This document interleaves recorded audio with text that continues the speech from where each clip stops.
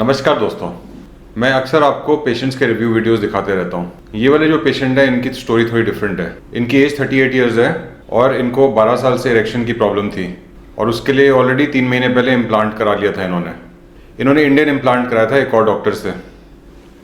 देखिए, Indian implant का मैं हमेशा आप लोगों को दूसरे वीडियो में भी बताता हूँ, इसमें इम्प्लांट डालना ही सिर्फ नहीं है, इसकी नॉलेज होना भी बहुत ज़रूरी है। इम्प्लांट के आगे वाला पार्ट हार्ड होता है और पीछे वाला सॉफ्ट हिंज पार्ट होता है। तो जो हार्ड पार्ट इतना लंबा होना चाहिए कि पूरे पेनिस के अंदर हार्ड पार्ट आए, तभी पेनिस में हार्डनेस आएगी इंडियन इम्प्लांट के बाद। अगर आप किसी के लंबे पेनिस में छोटा इम्प्लांट डाल दोगे, मतलब जिसमें WH15 डलना चाहिए, अगर आप छोटा इम्प्लांट डाल दोगे, WH11 डाल दोगे या WH13 डालोगे, तो जो आगे के 13 सेंटीमीटर है, 15 सेंटीमीटर की पेनिस में आगे के 13 सेंटीमीटर वो तो हार्ड पार्ट रहेगा, लेकिन जो पीछे के 2 सेंटीमीटर जो पेनिस का बेस होता है, जो सबसे इंपॉर्टेंट है सपोर्ट के लिए, वहाँ पे हिंज वाला सॉफ्ट वाला पार्ट होगा, जिससे कि कभी हार्डनेस नहीं आएगी और पेनिस हमेशा राइट लेफ्ट होते रहेगा और आप सेक्स करने में आपको प्रॉब्लम होगी। तो ये जो पेशेंट थे इनको यही प्रॉब्लम हो रही थी। इन्होंने जब इम्प्लांट कराया, इनकी पेनिस का लेंथ अच्छा था, इनको WH15 लगना चाहिए था, लेकिन इनका WH15 ना लगा के डॉक्टर ने WH13 लगाया।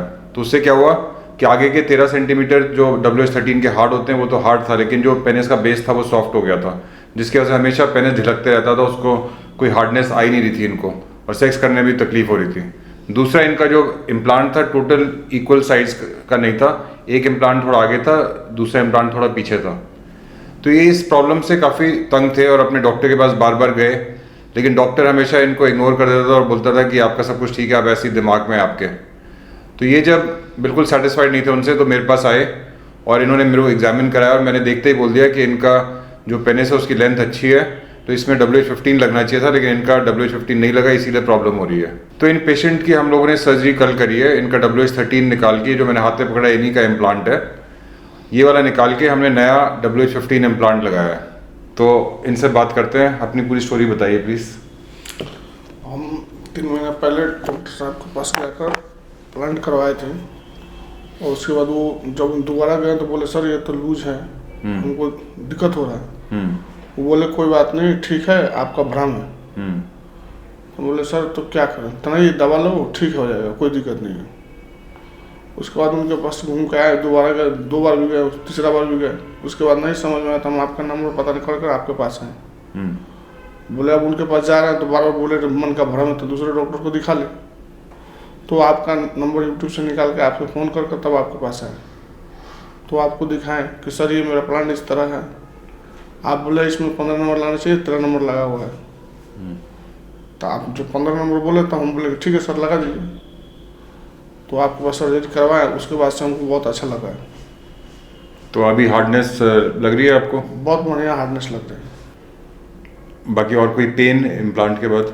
नहीं, कुछ नहीं, थोड़ा बहुत माइनर है, पेन नहीं बुझा रहा है। अच्छा, यूरिन ठीक हो रहा है? जी ठीक है।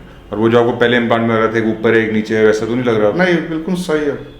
अब बिल्कुल मिड ग्लांस में है दोनों? जी जी ठीक है। तो आप जैसे पेशेंट जो सुन रहे हैं, जिनको ऑलरेडी तंगी हो रही है, ठीक से प्रॉपर साइज का इम्प्लांट नहीं लगा, प्रॉब्लम हो रही है, उनको कोई मैसेज देना चाहेंगे? हम बोलेंगे इधर उधर जाने से अच्छा है कि डॉक्टर आशीष साहब के पास आए और अपना दिखाएं। बढ़िया डॉक्टर, जानकार डॉक्टर के पास जाए। यह नहीं कि यूट्यूब पर बोलते हैं कि इतना प्लांट किए उतना प्लांट किए, उस पर ना जाए। बढ़िया डॉक्टर को देखकर ही चॉइस करें। तो यही मैं भी बताना चाहता हूँ कि आपको ऐसे डॉक्टर के पास जाना चाहिए जिसको इंडियन इम्प्लांट की पूरी नॉलेज हो। इसमें पता होना चाहिए कि किस पेशेंट का WH15 लगना चाहिए, किसका 13, किसका 11, किसका 9। ये सिर्फ फुल नॉलेज के साथ जो डॉक्टर रेगुलरली इम्प्लांट करते हैं और अपने रिजल्ट्स के लिए उनको फिक्र होती है, उन्हीं को इस बात का नॉलेज है, क्योंकि ये चीज़ें किसी किताब में नहीं लिखी हुई। तो मैं फिर बताना चाहूँगा कि अगर आपको भी पेनाइल इम्प्लांट सर्जरी करानी है और आप मेरे को कॉन्टैक्ट करना चाहते हैं, तो आप मेरे को ईमेल कर सकते हैं, व्हाट्सएप कर सकते हैं। मेरा ईमेल एड्रेस और व्हाट्सएप नंबर नीचे डिस्क्रिप्शन में दिया हुआ है। धन्यवाद।